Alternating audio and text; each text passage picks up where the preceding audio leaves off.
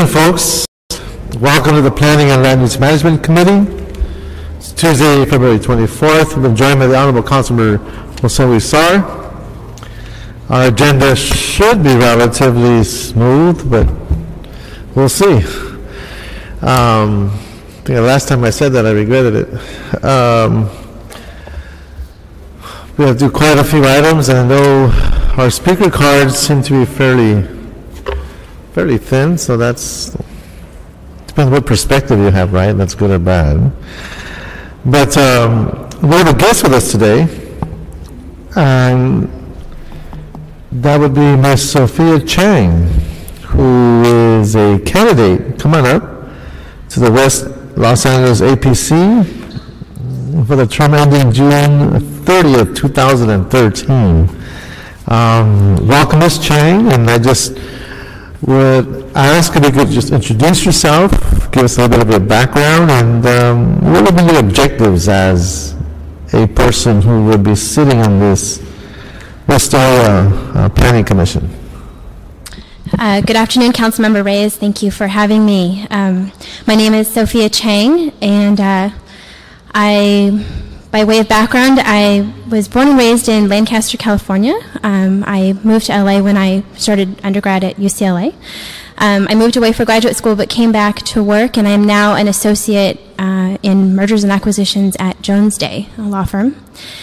My objectives to be on the commission, I think, are pretty simple. I love this great city that we all live in, and I care for all the people that live here, and I think that land use decisions affect the way people live day to day.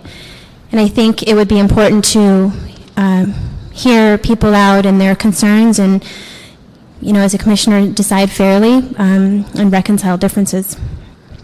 Great. So the skill set in mergers will definitely come into play as we talk about how we reach consensus and tackle some of the difficult issues in land use. So we appreciate the fact that you are contributing your time, and it is I think, a very interesting place to learn more about the challenge of the city and hopefully recommend solutions and policies that the council could review and consider as you go through your case-by-case analysis. And for that, I thank you. Wanted to invite Councilman Sar if you had any questions or observations.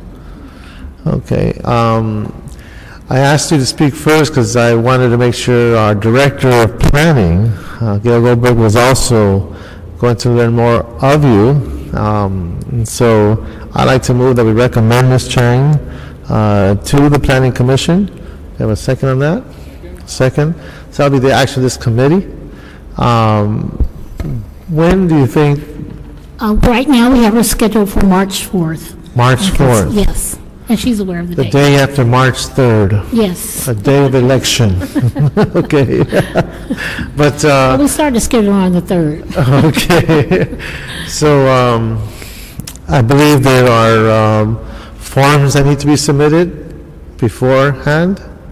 Well, we received her background check. However, I'm thinking that her Ethics Commission report is still in process. So we should have it by the time council meets. Great. Well, Ms. Chang, again, thank you so much for your contribution, your support, and your spirit in serving the city. Thank you so much. It's an honor to serve the city. Thank you. Look forward to seeing you in the City Council. Ms. Goldberg? Well, thank you very much, and we in the Planning Department are also very enthusiastic about Ms. Chang's participation on the West Area Planning Commission. We are in dire need of filling those spots so that we can move ahead with our projects. 2 weeks ago when I was here, I talked a bit about all of the public meetings that we were having in the Planning Department around our new community plans and our TODs. In the past 2 weeks, we have spent most of our time in the Planning Department, the managers working on the proposed budget that we will have to conclude within the next few weeks, and on the sign ordinance. As I mentioned to you last time, we had scheduled our first meeting with the CPC for February 19th. they were unable to, or they had set a special meeting for February 19th. They were unable to conclude their deliberations, and they have continued that meeting until this Thursday, February 26th. And we will see whether or not they will be able to either finish. I sort of suspect that it may go into another meeting with the CPC. It's a complicated citywide ordinance. I also wanted to mention that our Cultural Heritage Commission last week approved the phasing plan for Survey LA. I think I have reported to you on the pilot programs for Survey LA, and they have now constructed a whole phasing plan, and the survey will take place community by community planning area, and we're trying to coordinate it also with the community plans that are being updated. And I did want to mention that we got a little publicity in the last couple of weeks. Our urban design studio was featured in the February 17th issue of the Architect's newspaper, where they talked a lot about walkability and the relevance of architecture in planning.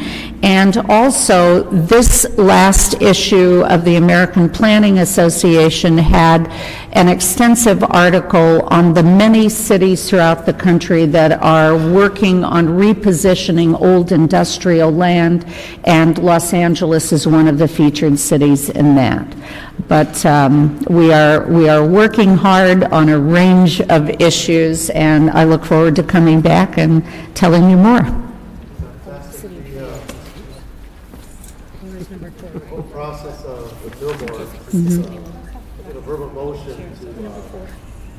the process of the billboards, I did a verbal motion to put together a legal mechanism, a vehicle where building and safety, public works, and I believe planning should be part of that discussion on how do we start physically taking down these illegal billboards and hold accountable the parties that are engaged in conducting this illegal activity, and find a way to reimburse the city and the personnel and the labor, materials, time for that actions. And that's something that we hope to see in the near future as we go through this process. So hoping we can fold that in as we go through that deliberation. Well, you'll be happy to know that a significant portion of the recommendations have to do with enforcements, with fines, with all of those things that I think will help make it easier both to fund the enforcement and to discourage the illegal signs. Okay, thank you for your hard work. Thank the department, and I look forward to being able to engage the department more directly on that issue, but thank you so much. Thank you. Thank you. Any questions or comments from my colleague? No. Okay. Let me just go through the agenda and identify which items we can move on, and those that have been recognized as special, given the cards we have. So cards, item number 3, we do have cards on item number 3, item number 4, item number 5. And we just got a card from the council office on item 7. Item 7? Yes.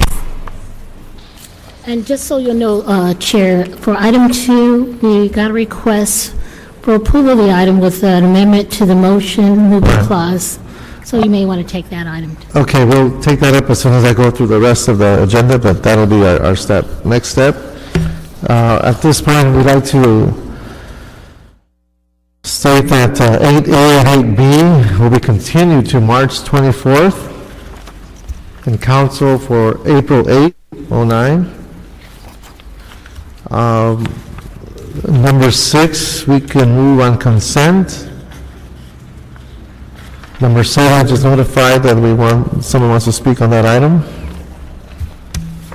And that does take us back to item number 2, and the staff, do you want to just put on the record what needs to be included in your action for item number 2? Just give us just a brief summary of what we're doing.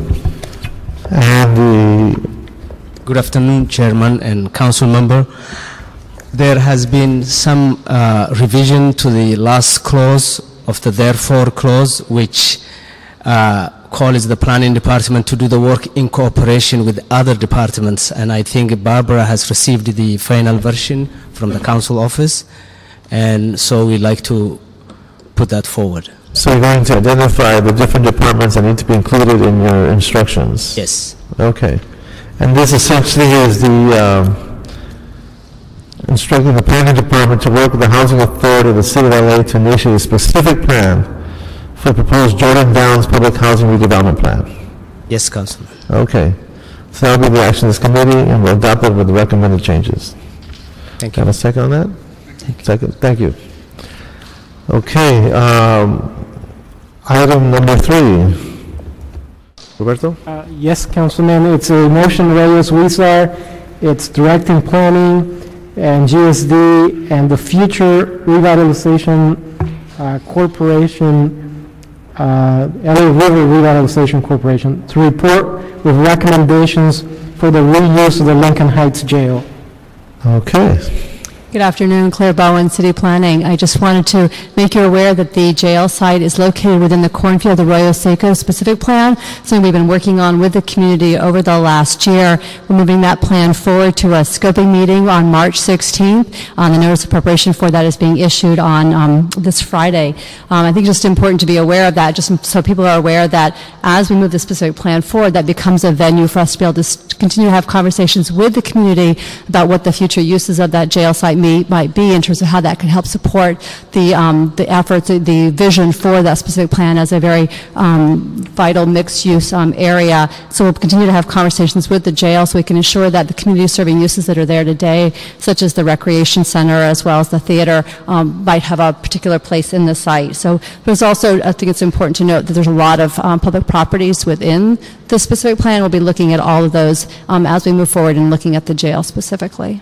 I think this is a critical stage if you look at the current evolvement of that corridor around the rail stations and our attempt to preserve the historic neighborhoods in Northeast while addressing the needs of the existing density, the existing overpopulation, folks who require and need housing and jobs and commercial activity. This effort will complement the trend that has already begun around Avenue 26 Station. We see around the Chinatown Station. But more importantly, I'm hoping it triggers the city family, the various departments who own large number and vast space of maintenance yards to treat the city in a more, how can I say, neighborly way. I have said that I find myself sometimes really bothered by the fact that we are our worst slumlord and how we treat that facility. And there's like 3 or 4 different departments in that pocket. And I'm certain that if there was another part of the city, it wouldn't look as bad as it does. So I'm hoping this begins a different trend in how we understand the value of that airspace, the value of its proximity to the river, to downtown, and to the historic commercial corridors in the Northeast. So I appreciate this effort. I'm hoping this sends a different signal to the city managers who just can't find themselves and looking towards a direction. The mayor's office has been working with us. It's a matter of getting the departments to change their mindset and culture and how they treat that area. So I appreciate this effort. I'm hoping it sends a different signal to the community as well as the department heads who control those departments. So thank you for your hard work. Thank you. And that was my cue and my opportunity to say this in public. Thank you very much. Okay. We do have one speaker card, Dr. Clyde Williams. My name is Clyde Williams, 4115 Barrett Road, El Sereno. The RFP, the scope of work, specifically mentions mixed use. Yes. The neighborhood council, although it has not taken a formal position, had a very lengthy discussion regarding mixed use and their opposition to such. However, they would be quite in agreement with the use of it for museum areas and such like that. However, there's one thing in the background, as you've mentioned, the neighborliness of that particular area is rather low. One of the lofts that was attempted is still unfinished. So I would suggest that you broaden the RFP to include a scope of a specific plan for at least the area from Humboldt up to Arroyo Seco and to the river, so that the river can actually be involved in it. I'd also like to point out that the CRA is apparently looking at it too as the River Revitalization Corporation. There's also a matter that tomorrow there's a Transportation Committee meeting that's specifically earmarked, hey, get a hold of the River Committee and see how it involves the high-speed rail, which may also be coming through there. Mm-hmm. So it seems like rather than just a specific plot reuse, it should be a matter of expanding it to having a specific area plan for the area north and west of Humboldt.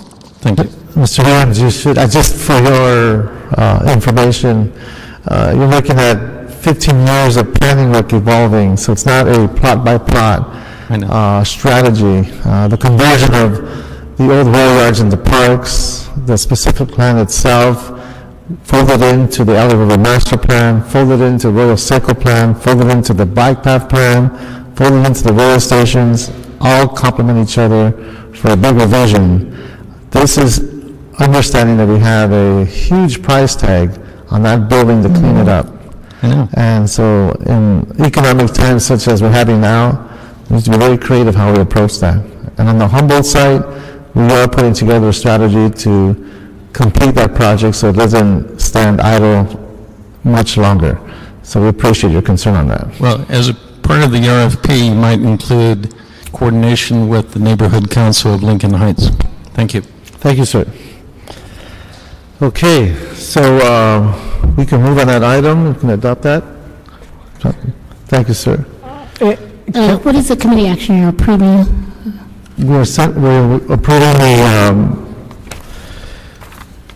concur with the ITGS committee and instruct planning with the assistance of the Bureau of Engineering, GSD, and the River Revitalization Corporation to report back to council with recommendations for the potential use of Lincoln Heights Jail. Thank you very much, Chair. Okay. So that will be the action of this committee. Next item, Roberto. Yes, Councilman, it's a report from the Central APC. It's a zone change for the removal of a parking lot and the construction of an 18-unit live-work building in CD9. Good afternoon, Maya Zaitsevsky, Planning. This was a project that was approved, a zone change and height district change, along with a variance and a zone administrator's adjustment by the Central Area Planning Commission. They in the meantime between it was approved and today the applicant's representative noticed that one of the queue conditions that related to parking, queue condition number 4, states that they're required to provide 44 parking spaces. The applicant was providing more spaces than was required by code. They're required to provide 24, and they were doing that because the applicant owns a property next door, and they're potentially going to use that for parking for that building.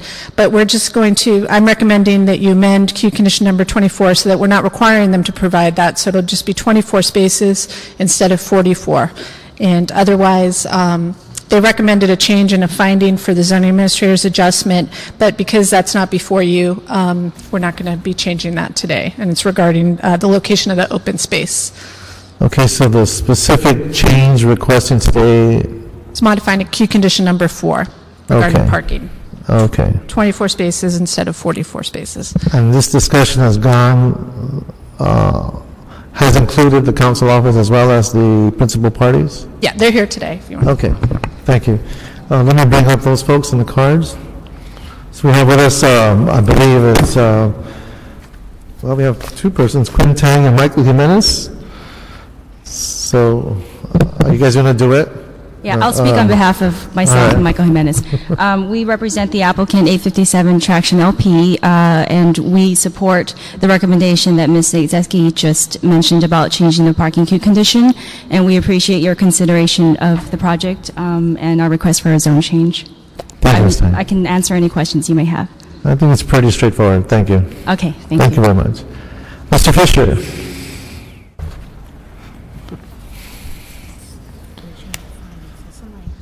Good afternoon.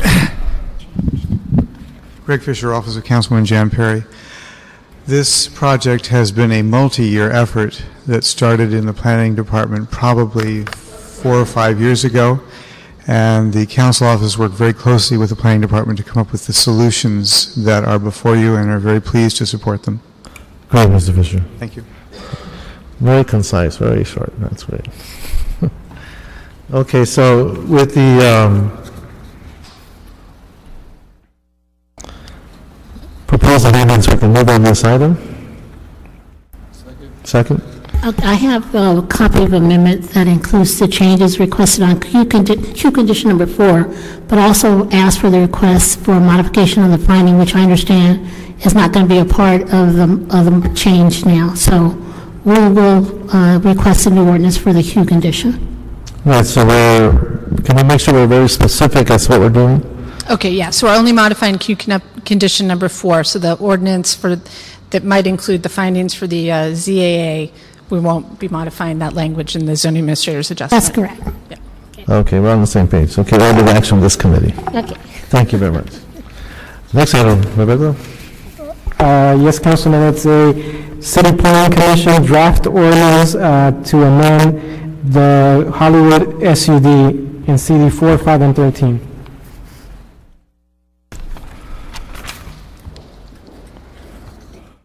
Hi, good afternoon. Good afternoon. My name is Blake Kendrick with the Planning Department. I'm here today to present to you an amendment to the Hollywood Signage Supplemental Use District, which went to Planning Commission January 8th, 2009. This SUD was originally adopted back in October of 2003. Since that time, there have been a lot of changes in Hollywood, the business environment, resident expectations of signage. And so these amendments are intended to clarify the goals and purposes of the Hollywood Signage Supplemental Use District. I also wanted to discuss the relationship between these amendments and some existing issues of signage that are going on citywide, particularly the supergraphic and digital billboard conversion interim control ordinance, as well as revisions to the citywide sign code. The Hollywood Signage Supplemental Use District never has and does not intend to permit the digital conversion of existing billboards. In addition, the Hollywood Sign District does permit supergraphic signs, off-site supergraphic signs, in light of the interim control ordinance that is in place right now. The planning department can still process and approve applications for new supergraphic signs, but applicants would not be able to receive permits during the duration of the interim control ordinance. I wanted to highlight one of the major important changes to the Hollywood Signage Supplemental Use District, which is the supergraphic sign program and billboard reduction program. Currently, applicants, in exchange for removing billboards, off-site billboards, may receive credits for supergraphic signs within the Hollywood Sign District. Those billboards can be removed anywhere within the entire Hollywood Community Plan area. Those supergraphic signs that are put up within the SUD may cover windows and don't have any sort of height requirements. Those are the existing regulations. What we're proposing to do is to prohibit supergraphic signs from covering windows at a height limit of 150 feet and to strengthen our billboard reduction program in 2 ways. The first is that currently under the existing ordinance, if an applicant enters into a development agreement with the CRA, they do not need to do a full billboard reduction through the planning department's program. We are proposing to remove that ability for applicants so that now applicants will be required to do billboard reduction program. And then secondly, at City Planning Commission, the commission recommended that the ratio of supergraphic to billboard reduction be changed. The proposal is that for every 1 square foot of billboard over 672 square feet removed, you can get 1.75 square feet of super graphic signs. So that's one of the major changes that I wanted to highlight within the amendment. And also just to conclude with a comment about our process, we've been working with the community for over a year. Within Hollywood, we've been working with business owners, community residents, neighborhood councils, homeowners associations to try to come up with a plan that furthers the goals of the Hollywood sign district. We've also worked very closely with building and safety, with the community redevelopment agency, the fire department. We've been working with the city attorney's office, the 3 council districts, and again, the community at large. And we think that what we've come up with is amendments that are really going to strengthen the existing ordinance and further the goals of the Hollywood Community Plan. Great. And my assumptions are that the type of challenges you faced and the levels of analysis that speak to a built-out environment that promotes safety while complementing the existing urban fabric is what this ordinance will eventually deliver in the context of all the different challenges you've had. That's correct. Now, are there lessons learned from this experience that we can apply citywide? And is that something that's being shared with the other personnel, whether in planning, building safety, and the city attorney? Yes, we've been working very closely with all of those different city departments, as well as with the team that's working on this citywide sign code revisions. Because our process started over a year ago, we've been able to share a lot of the lessons learned and a lot of the comments we've gotten from different community groups and neighborhood groups, and we've been able to share those with other city agencies. It just seems to me the fact that Hollywood in this area essentially has a life almost of its own. It has its identity, it has its character, it's a destination that's known internationally. And that perhaps provides a setting that might not be duplicated. Hollywood does have a really special role internationally. The sign district corresponds with the Community Redevelopment Agency's Hollywood Project Area and also the Media District.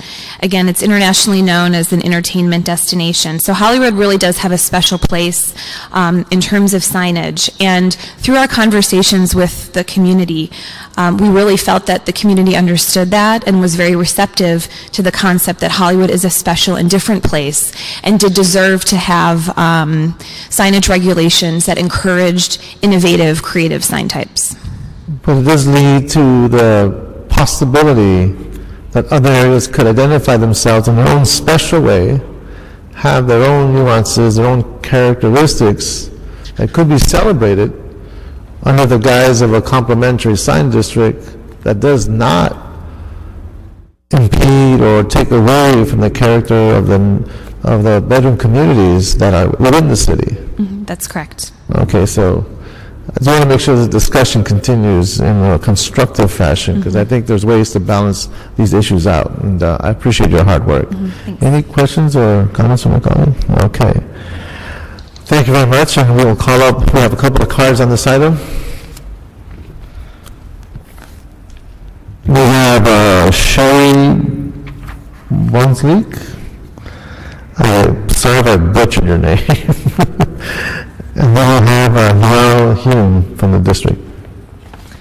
Hi, my name is Sherry Bonsdell from Jeffrey Mangles, Butler and Marlboro, and we represent In Plain Sight Media. They're a small signage company that has a number of super graphics in Hollywood. And we do support this ordinance and the revisions that were made for the most part. We really appreciate all the outreach that the planning department has done. It was very extensive, and we were involved in a lot of it, and they took a lot of our comments into consideration. We have 4 changes that we're requesting, or issues that we're addressing. The primary change that we are requesting is that currently the way the revised amendment limits super graphic signage, only those companies with trade-in rights can have super graphic signage in Hollywood. And that means that all of the large sign companies that currently have a monopoly on billboards will be able to transfer that monopoly to super graphic signage. Literally only the large signage companies, the 4 or 5 large signage companies, will be able to have super graphics. And we don't think it's the intent of the planning department to limit that use to these specific companies. we think it's a byproduct of just trying to find a way to reduce billboards, and it unfortunately is going to eliminate small sign companies from being able to put up new supergraphics in Hollywood. The second issue that we want to address is supergraphics that cover windows. All of our supergraphics currently do not cover windows. They have a cutout in front of the window, and then they place a sticky film on the outside of the window itself so that the window remains operable, and there are no safety issues, and when you're inside you can't see the sign through it.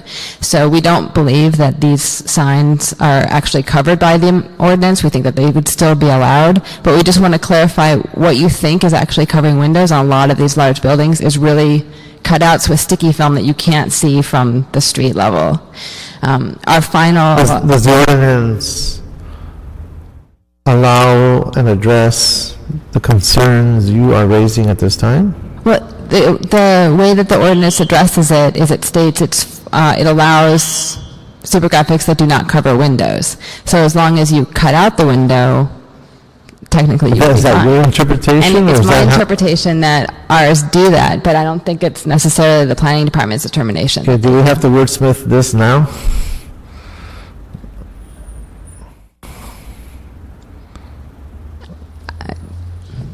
This is important because it's been raised on several occasions on the council floor. Right. How these wrapping advertisements are dangerous, and what you're saying is that covering a window means not being able to operate the window as it's been designed. Right. And so if it is able to open and close, we're not technically covering it.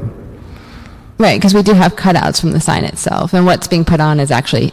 So can staff help me out here? Did we cover this? I can ask Mr. Keller to come up to the microphone and address that. From our understanding and conversations with the fire department, even if the portion of the sign even if the portion of the window where the sign is attached is operable, the sign is still covering the window, and the fire department thus perceives that as covering the window, even though it's an operable window. So the interpretation given from the speaker is not consistent with what the ordinance states? That's correct, yes. All right, so, okay. We can agree to disagree. I mean, in that case, we would request that our type of sign be allowed under the ordinance. Because I guess the other option is that we just don't put any sticky film on the outside of the windows, and we leave the existing sign so it has the cutouts. Right. But it's funny how after years worth of work, this detail wasn't addressed. Okay, well, we're going to move forward with the council, with the recommendations from the staff. And if there's any changes that need to be made, we can address between now and council. And we also, finally, we ask that we assume that this ordinance will be adopted before the citywide ordinance, and there may be some changes in the citywide ordinance that you would want to address again in the Hollywood ordinance. We would ask that the City Planning Commission revisit the Hollywood ordinance to make sure it is consistent with the citywide ordinance. For instance, I appreciate your advice. The citywide ordinance is currently recommending 2.5 linear feet of signage, or 2.5 square feet per linear foot of signage, and the Hollywood ordinance hasn't changed to be equal to that. So we would just ask that you revisit it after the citywide ordinance has been adopted. Thank you for that. Okay. Our council district representative, Noel Hyun. And I want to make sure I pronounce your last name correctly. It's Hyun. Hyun. Yeah. Okay. Thank you. Noel Hyun, Planning Deputy for Council District 13. Thank you for having me here today. In 2007, my office introduced a motion asking that the Planning Department work with CRA to revise the provisions of the Hollywood Sign District. And the intent was to address the proliferation of unpermitted signage, such as unpermitted signage in Hollywood, and also address the issue of temporary special displays and super graphics, which were just getting out of control. What you have before you today are the proposed revisions. It's the product of a lot of outreach and commitment from Hollywood stakeholders, and I want to commend planning staff for their commitment to this over the last year or more. I want to just point out a couple of revisions that I just want to outline. The first thing that I think is really important is that the revisions prohibit temporary special displays.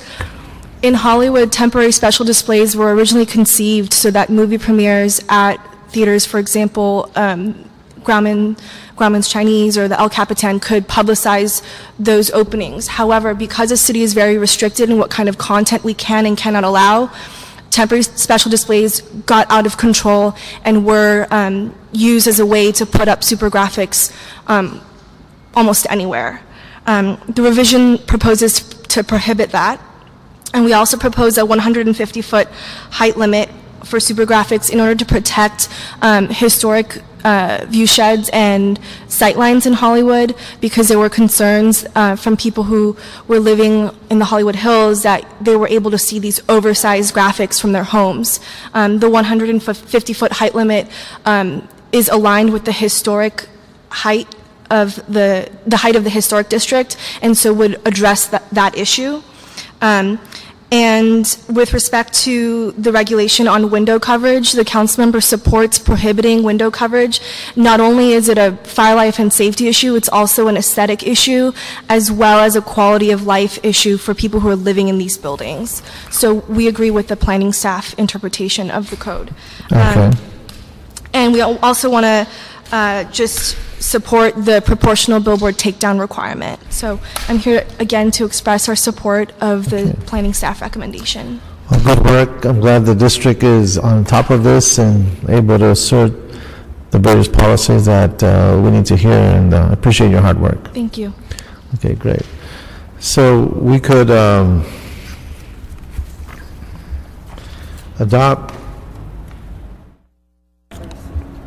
approve and adopt this ordinance and request the city attorney prepare the ordinance as prescribed.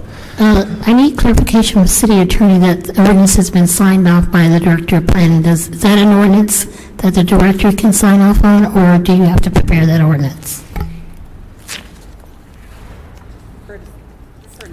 We'll refer it to the city attorney. Okay. We'll do that. Okay. It's a good job. 1 year well spent. Fantastic. All right, folks. Next director? Yes, Councilman, it's a Cultural Heritage Commission report to include the Verdugo Hills of Peace Pioneer Cemetery as a historic cultural monument. Yes, good afternoon. Ken Bernstein with the Office of Historic Resources. This is the Historic Cultural Monument application for the Verdugo Hills of Peace Pioneer Cemetery. The Cultural Heritage Commission recommends approval of monument status. It meets two of the criteria of the ordinance. First, for its reflection of the broad cultural, economic, and social history of the community, for its association with the establishment of the Sutherland Tujunga community of Los Angeles, and second, for its association with a historic personage, Marshall Valentine Hartranft, who was the developer and founder of the community of Tujunga as a utopian cooperative in the 1920s. Great. We have Dale Thrush. Good afternoon, Chairman Reyes, Councilman Huizar. Had I known that our constituents had not put in cards, I wouldn't have put one in myself, but since I'm here, I will say we encourage the adoption of this historic monument. Some pearls of wisdom and profound insight, but okay. Thank you. We'll agree. Thank you, Mr. Thrush. All right, so that'll be a consent item as recommended. Anything else? Public comment, Council. We do have one card in public comment. Mr. Clyde Williams, Dr. Clyde Williams. Or Tom. Hello? Clyde Williams, 4115 Barrett Road, El Sereno. In regard to the Northeast LA plan and the Southwest Museum. We're still waiting for the EIR, the ANC, plan approvals, and the merger agreements, lease agreements. All of these things have been around for over a year now. LA Community College District's being involved, and they got it on the bond issue. However, it's not really feasible. Some background of me. Over 10 years, years in museums, 4 of which were associated with colleges. And I say, if you want employment at the Southwest Museum training, it won't work because the museums, just ask the LA County Museum as to where they get their people. It's not from training programs. So I do have some background. So there's also the MTA station, and the Northeast LA plan specifically identifies the Southwest Museum as a resource, a major resource, as a museum, not as a community center, not as a senior citizen center, not as an elementary, middle, or high school or college. So I know what a museum needs. Museum needs a collection. Without a collection, a museum is not a museum. Thank you. Thank you, Mr. Williams. Seeing no one else, this meeting is adjourned.